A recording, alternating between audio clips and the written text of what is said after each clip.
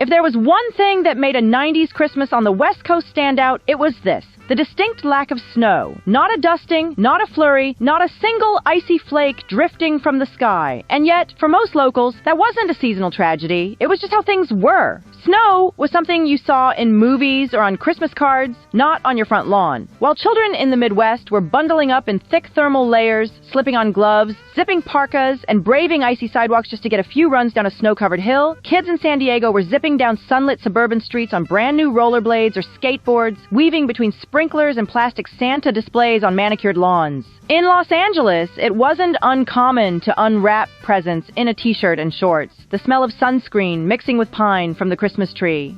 You might pass someone mowing their lawn on Christmas Eve, casually waving hello, surrounded by decorations that looked like they belonged in a snowy village, but were baking under the bright Southern California sun. Palm trees were dressed in blinking lights, sometimes strung all the way to the top. And the only frost anyone might encounter came from a Starbucks Frappuccino or the freezer section of the local Ralph's. For many transplants, especially those who grew up in the snowy corners of the country, this seasonal reversal was more than just surprising. It was downright disorienting. Christmas without snow? For them, it felt incomplete, like a sentence without a period. They carried with them a deep nostalgia for snow-filled Decembers, for sledding after a big family dinner, for the peaceful hush that falls over a neighborhood blanketed in white. One transplant from Michigan remembered how, in their childhood, Christmas always looked like something out of a Norman Rockwell painting, quaint, cozy, and deeply atmospheric. But adulthood and the reality of Midwestern winters introduced them to the far less romantic side of snow, frozen windshields, numb fingers, slushy roads, and the endless battle with snow shovels.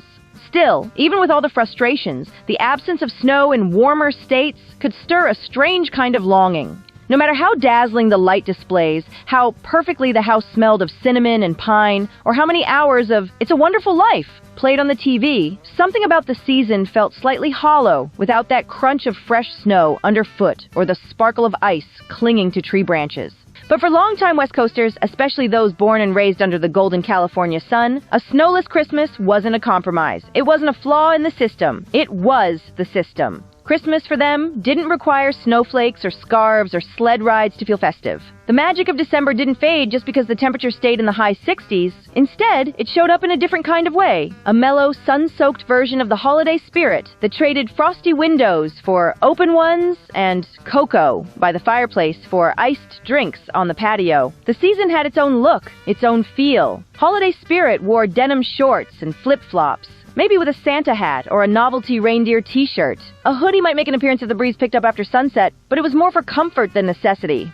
In this version of the holidays, outdoor shopping malls took center stage, their palm-lined walkways filled with oversized ornaments, fake snow machines puffing out bubbles, and speakers playing endless loops of Mariah Carey, In Sync, and Bing Crosby's dreams of a white Christmas, which ironically no one around was likely to see. Families strolled through these open-air winter wonderlands with sunglasses on, sipping iced lattes, and buying last-minute gifts under a cloudless sky. Disneyland fully embraced the seasonal contradiction, turning the haunted mansion into a full-on Nightmare Before Christmas spectacle, blending Halloween spook with Christmas cheer in a way that felt perfectly suited to California's personality. Beachside towns held their own holiday parades, complete with cheerleaders in elf hats riding on floats, marching bands playing jingle bells, and even the occasional Santa Claus arriving not on a sleigh, but on a surfboard or a classic convertible. Decorations still went up with gusto, houses outlined in lights, front yards transformed into miniature North Poles,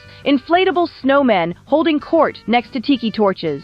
The West Coast Christmas of the 90s was, in many ways, a contradiction wrapped in tinsel. Holiday cards that filled mailboxes in suburban cul-de-sacs and city apartments across California often showcased snow-covered log cabins, rustic fences lined with icicles, and horses pulling sleighs through fields blanketed in white. These images were lifted straight from a fantasy that didn't exist west of the Rockies, where December skies often remained stubbornly blue and the only frost came from a freezer. In reality, Christmas in places like Los Angeles, San Diego, and even parts of the Bay Area was warm, breezy, and unapologetically sunlit. Palm trees stood in for pines, their trunks wrapped in string lights and their fronds swaying above inflatable snowmen slowly deflating in the afternoon heat. Instead of sleigh rides over crunchy snowdrifts, families took convertible rides along the coast, blasting holiday music with the top down. Instead of snowball fights in thick mittens and layered jackets, kids tore across backyards in shorts and t-shirts, pelting each other with Nerf darts and super soaker blasts.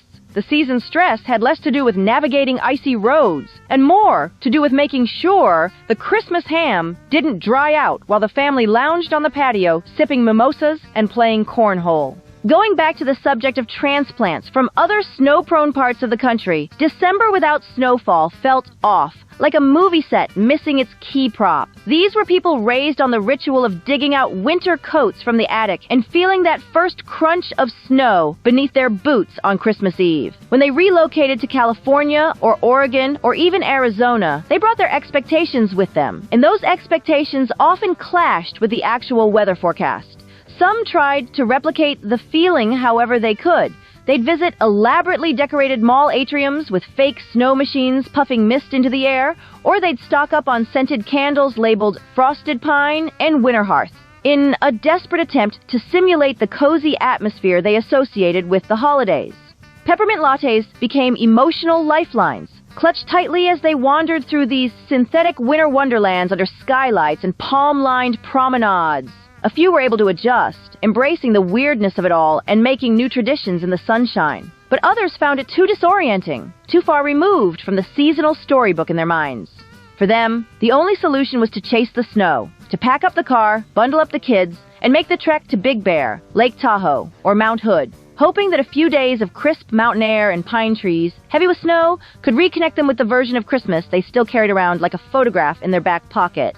Still, even for the most snow-deprived among them, the Midwesterners who missed the crunch of fresh powder, or the New Englanders who longed for the smell of wood smoke and pine, traditions eventually managed to evolve and adapt to the coastal climate. What was once a holiday, defined by cold weather rituals, began to take on new, sun-warmed forms. Driving around to look at Christmas lights became a full-fledged family ritual, not just in the suburbs, but along palm-lined boulevards and hillside neighborhoods, where homeowners went all in with synchronized light shows, blow-up Santas on surfboards, and snow machines spewing out soap suds that drifted through the warm night air. It didn't matter that it was 65 degrees at dusk. People still packed into minivans, sipping hot chocolate with the AC running, marveling at homes dressed up like winter wonderlands in the middle of a climate that barely dipped below hoodie weather.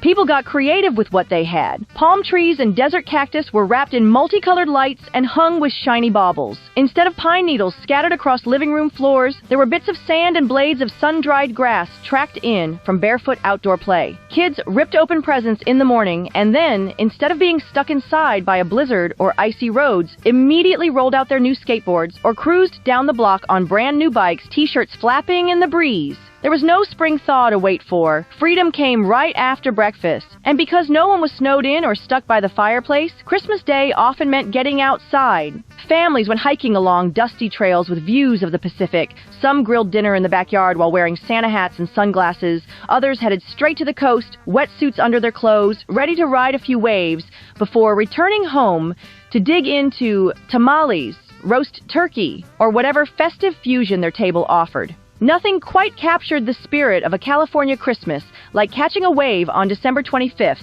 then warming up under a towel in the sand while watching dolphins leap in the distance.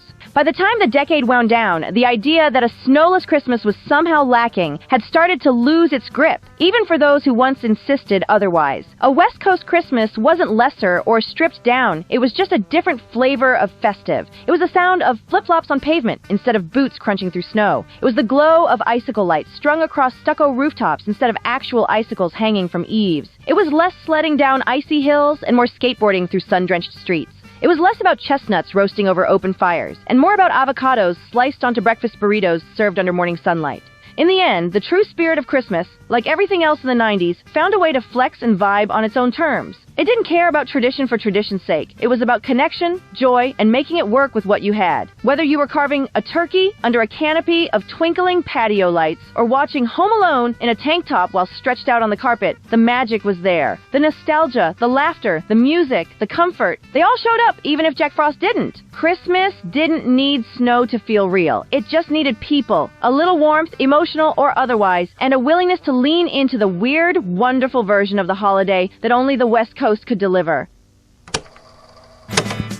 Come along, let's sing, where the joy will bring. Tune into the beat, feel the magic, it's true.